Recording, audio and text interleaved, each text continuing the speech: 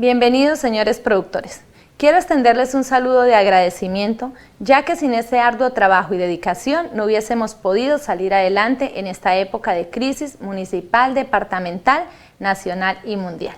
Ustedes se han convertido en esos grandes héroes para la historia. Me presento, soy Meris León, administradora pública de profesión y especialista en Derecho Público. Hoy seré la tallerista de la temática de autogestión comunitaria y participación ciudadana. Estos talleres se han dispuesto como espacios teórico-prácticos de interacción para el fortalecimiento de habilidades individuales y colectivas en torno a la participación de productores en el desarrollo del sector agropecuario. A través de estas estrategias se socializan los mecanismos de participación ciudadana a los que tienen acceso y derecho los pobladores rurales con el propósito de mejorar su bienestar. Este taller se conforma por 4 grandes componentes que trabajaremos a continuación. El primero se trata de los mecanismos de participación ciudadana. El segundo es la institucionalidad de la participación ciudadana. Como tercero tenemos la participación ciudadana en la gestión pública y por último miraremos qué es la rendición de cuentas y el control social. Iniciaremos trabajando unos conceptos que quizá ya muchos los manejen, otros los hayan escuchado alguna vez y otros los desconozcan por completo. ¿A qué hacen referencia? El primero es el concepto de ECA. Vemos que son escuelas de campo con productores donde se hacen unos intercambios de conocimientos a través de su experiencia y experimentación de métodos sencillos y prácticos utilizando el cultivo o el espacio del hogar como herramienta de enseñanza-aprendizaje. También es necesario saber qué es una política pública, pues su definición nos dice que son las acciones del gobierno que buscan cómo dar respuesta a las diversas necesidades de la sociedad, especialmente las más vulnerables o menos favorecidas. Y por último, ustedes se preguntarán por qué es importante la participación ciudadana en la escuela de campo. Pues miremos que por ser Colombia un país democrático, la participación es un derecho consagrado en la Constitución Política, que concede a los ciudadanos la posibilidad de participar en la gestión estatal, aportando a la construcción de un Estado participativo y colaborativo. Ya aclarando estos 3 conceptos importantes para el desarrollo de esta temática, damos inicio con nuestro taller de participación ciudadana. Miremos el artículo 1 y 2 de la Constitución Política.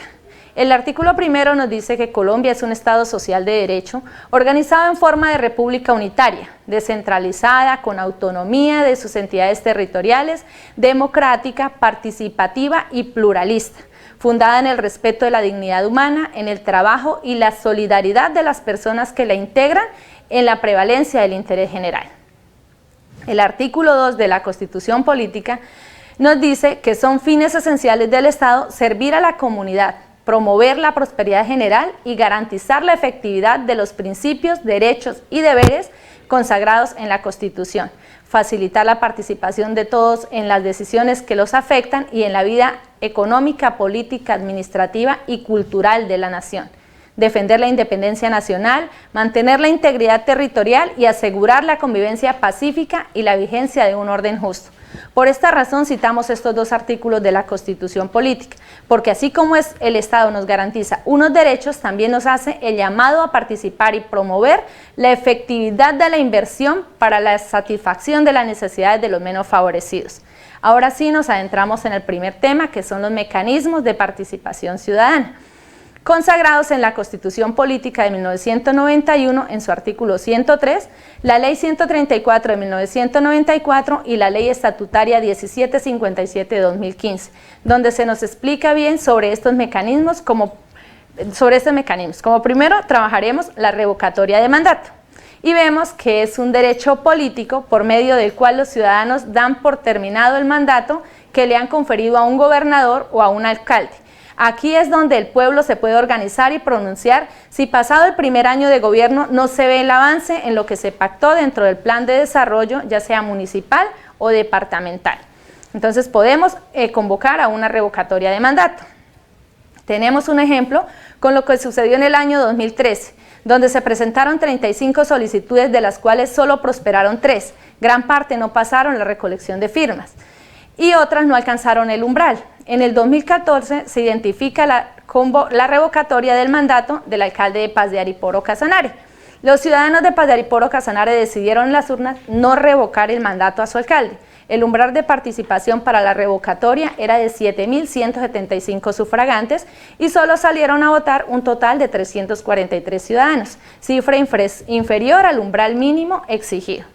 Como segundo mecanismo tenemos la iniciativa popular, legislativa y normativa, mediante el cual los ciudadanos tienen el derecho de presentar un proyecto normativo ante alguna corporación pública, como lo son el Congreso de la República, las asambleas departamentales, los consejos municipales o distritales o las juntas administradoras locales.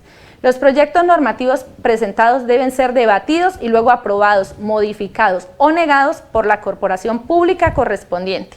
Para presentar una iniciativa normativa, los ciudadanos deben, en primer lugar, recoger las firmas del apoyo del por lo menos el 0.5% de los ciudadanos inscritos respectivamente en el censo electoral, construir un comité promotor y elegir un vocero que los representará. Como tercer mecanismo tenemos el referendo, que es la convocatoria que se le hace al pueblo para que apruebe o rechace un proyecto de norma jurídica o derogue o no una norma ya vigente. El referendo ha tenido un importante desarrollo. A continuación tenemos como ejemplo Revoquemos al Congreso, que fue una iniciativa que no reunió el número de firmas necesario para su aprobación tras la culminación del plazo en julio de 2013. En total reunieron 1.326.944 firmas para la aprobación y eran necesarias 1.650.000 firmas. Ahora hablemos del mecanismo de la consulta popular. Garantiza el ejercicio del poder político por parte de los ciudadanos. A diferencia del plebiscito, que es para votar sobre una iniciativa presidencial, y del referendo, que es para aprobar o derogar una ley, la consulta popular busca que la gente decida sobre asuntos de interés nacional, departamental o municipal, o en otras palabras, que defina el destino del territorio en que habita. La Ley 134 de 1994 establece que una consulta popular es una pregunta de carácter general sobre un asunto de trascendencia nacional, departamental, municipal, distrital o local, que es sometida por el presidente de la República, el gobernador o el alcalde, según sea el caso, a consideración del pueblo, para que se pronuncie formalmente al respecto. Aunque los jefes del Poder Ejecutivo en cada nivel son los encargados de convocar a las consultas, estas también pueden surgir de iniciativas ciudadanas respaldadas por firmas. La pregunta formulada para la consulta también es sometida a un examen de constitucionalidad por parte de las autoridades judiciales. Para que sea válido el resultado de las votaciones, debe participar al menos la tercera parte del censo electoral y la opción ganadora será aquella que obtenga la mitad más uno de los sufragios. Para la realización de una consulta popular de carácter nacional, el texto que se someterá a la decisión del pueblo debe ir acompañado de la justificación de la consulta y de un informe sobre la fecha de su realización enviado por el presidente de la República al Senado para su aprobación. En este caso, la votación debe llevarse a cabo en los 4 meses siguientes. En el caso de una consulta de carácter departamental o municipal, el gobernador o el alcalde deberá presentar el texto de la consulta con la justificación y el informe de la fecha de su realización a la Asamblea Departamental, Consejo Municipal o Junta Administradora Local para su aprobación. De ser así, la votación debe hacerse antes de que se cumplan 2 meses. Finalmente, para garantizar que la decisión popular se aplique, las entidades a las cuales les corresponde ejecutar lo que en la consulta se haya decidido, tienen 3 meses para hacerlo. En caso de que no suceda, el Senado está obligado a hacer lo necesario para que dicha decisión popular sea ejecutada. En el caso de que lo anterior no se cumpla, el presidente de la República, el gobernador o el alcalde deberán en un plazo no mayor a 3 meses establecerla por medio de decreto. Veamos que aunque las consultas populares nacen en 1991, es a partir de 1994 que se empieza a hacer uso de esta herramienta democrática y se han presentado muchas iniciativas, de las cuales solo 16 fueron consideradas procedentes para la consulta, tratando temas que van desde asuntos de paz, ambientales, asuntos de empresas públicas, creación de municipios, exploración sísmica, perforación exploratoria, producción y transporte de hidrocarburos, entre otros muchos temas. Un ejemplo de esto es la consulta realizada en 1999, donde la pregunta fue: ¿está usted de acuerdo y aprueba la creación del municipio de Coveñas? Pero vemos que las consultas populares se pusieron de moda desde diciembre del 2013, cuando la mayoría de los habitantes de Tauramena, en Casanare, le dijeron no a la exploración petrolera en su territorio. Desde entonces se desató una cascada de convocatorias similares que han prosperado hasta ahora en 5 municipios del país. En todas se ha preguntado por el desarrollo de proyectos mineroenergéticos y en ninguna ha ganado el sí. Estas son las demostraciones victoriosas de los habitantes de esos pueblos que han encontrado en la consulta popular la única manera de expresar su opinión sobre planes trazados lejos de ellos. Han generado una controversia respecto a esa obligatoriedad de su cumplimiento. El dilema se resume en que el Estado es el dueño del subsuelo, pero los municipios son los encargados de ordenar lo que existe encima de él. Y como hasta ahora no se han inventado un mecanismo, no se ha creado un mecanismo para armonizar ambas competencias, las consultas populares seguirán estando de moda por mucho tiempo. En otros 40 municipios del país existen iniciativas para convocarse este tipo de votación. La tendencia es que el rechazo mayoritario se mantenga. El interrogante es si esto servirá para construir un modelo de desarrollo menos conflictivo social y ambientalmente. Esperar a ver qué pasa. Como ejemplo tenemos la consulta popular anticorrupción, que fue un proceso electoral que se realizó el domingo 26 de agosto del 2018. La papeleta de votación constó de 7 preguntas para que los votantes pudieran aprobar o rechazar si querían o no querían la consulta anticorrupción. En la historia del país es la primera consulta popular que se ha realizado a nivel nacional. Ahora bien, seguimos con el tema del plebiscito, otro mecanismo. Es el único mecanismo de participación ciudadana de origen exclusivo del presidente de la República, quien tiene la posibilidad de consultar a los ciudadanos decisiones de trascendencia nacional. Se definió el plebiscito como el pronunciamiento del pueblo mediante el cual se apoya o rechaza determinada decisión del Ejecutivo. Así las cosas, el plebiscito tiene como finalidad avalar o rechazar una decisión del Ejecutivo con propósitos fundamentalmente políticos y no normativos. Para llevarse a cabo el plebiscito, el presidente de la República deberá reunir la firma de todos los ministros e informar inmediatamente al Congreso de la República su intención, explicando las razones para llevar a cabo este plebiscito. Es de precisar que el Congreso de la República debe pronunciarse frente a la conveniencia de la convocatoria al plebiscito, quienes tendrán hasta un mes para manifestar su rechazo. De lo contrario, el presidente se encuentra autorizado para su convocatoria.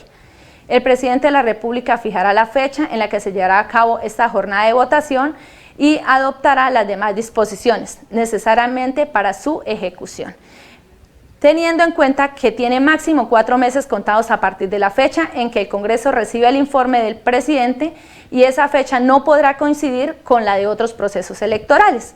Y como último mecanismo tenemos el cabildo abierto. Este mecanismo se constituye en la forma más efectiva para que los ciudadanos residentes en los respectivos entes territoriales puedan discutir y estudiar los asuntos que son de interés para la comunidad, y preciso que dicho mecanismo permite ampliar los escenarios de participación de los ciudadanos y en concreto que la comunidad de manera directa y pública intervenga y decida acerca de los asuntos propios de la respectiva población, en las asambleas departamentales, en los consejos municipales o distritales o en las juntas administradoras locales.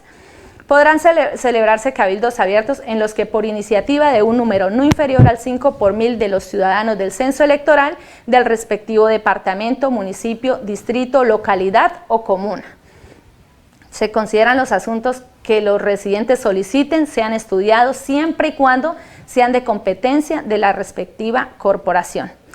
Es obligación del alcalde o gobernador, según sea el caso, asistir al cabildo abierto. Ahora la ley 1757 de 2015 incluye dentro de estas obligaciones a las asambleas departamentales y obliga la participación en los cabildos al alcalde y al gobernador según corresponda. El cabildo abierto es un escenario de diálogo de las autoridades municipales y departamentales, implica además la obligación de la difusión, así como argumentar las respuestas de los ciudadanos, especialmente en los temas de inversión pública. Las organizaciones civiles podrán participar en todo el proceso de convocatoria y celebrar los cabildos abiertos. Los temas a tratar en el cabildo abierto corresponden a cualquier asunto de interés para la comunidad, pero no se podrán presentar iniciativas de ordenanza, acuerdo o resolución. Con esto estamos cerrando el primer tema del taller sobre mecanismos de participación ciudadana.